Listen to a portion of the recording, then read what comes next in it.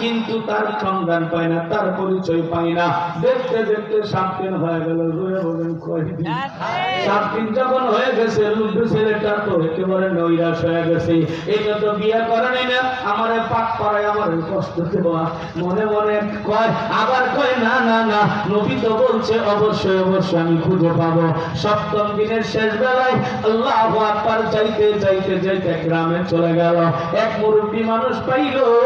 মুরব্বী মানুষকে জিজ্ঞেস করলো, ভাই বাবা যান, এই এলাকায় এক মেয়ে মানুষ আছে, নাম হইলো এটা, ওর একটা মেয়ে আছে, যেই মেয়েটা সবচেয়ে বড় সুন্দরী।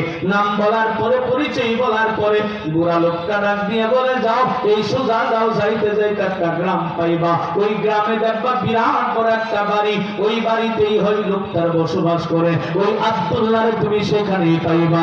মুসলমান ভাইরা রে আমার, আল্লাহর বান্দা আনন্দের চোটে দৌড় দিতে শুরু করলো। এইদিকে পেটে ক্ষুধা, কিন্তু আনন্দের কথা শুনি না, ক্ষুধা মুদা সব শেষ হয়ে গেছে। আল্লাহু আকবার যাইতে যাইতে বাড়িতে গেছি, বাড়ির উঠানের ভিতরে দেখে, বাড়ির বাহিরে উঠানে দেখে, আল্লাহু আকবার ওই সাহাবী চেয়ারের মধ্যে বসে আছে, চেহারাটা বড় সুন্দর, কি যেন তসবিহ টিপতেছে। মুসলমান বন্ধুগণ, এবার এই সাহাবী যাইয়া বুরাইদা আসলামী যা তার সালাম দিল, আসসালামু আলাইকুম ওয়া রাহমাতুল্লাহ। ওয়া আলাইকুম আসসালাম ওয়া রাহমাতুল্লাহি ওয়া বারাকাতুহু। জবাব সালামের আযান প্রদান হয়ে গেল। এবার ওই সাহাবী ডাক দিয়ে বলে, মুরব্বি আপনার নাম কি? আব্দুল্লাহ। বলে হ্যাঁ। আপনি নবীর সাহাবী? বলে হ্যাঁ। আপনার একটা মেয়ে আছে বড় সুন্দরী, লাখের মধ্যে বড় সুন্দরী। এবার ডাক দিয়ে বলে, না না না, আমার মেয়ে লাখের মধ্যে সুন্দরী হবে কেন? আমার মেয়ে তো কুঠির মধ্যে একজন সুন্দরী। এ মুসলমান আল্লাহর গোলাম, মেয়ে যদি কালো হয়, বাবা মায়ের কাছে কিন্তু কালো হয় না। কথা কই না, কথা কই না। বাবা মায়ের কাছে কালো মেয়েটাই রাজকুমারী। কথা বলেন ঠিক কিনা? আল্লাহু আকবার ডাক দিয়ে বলে, আমার মেয়েটা কুঠির মধ্যে একজন সুন্দরী হবে।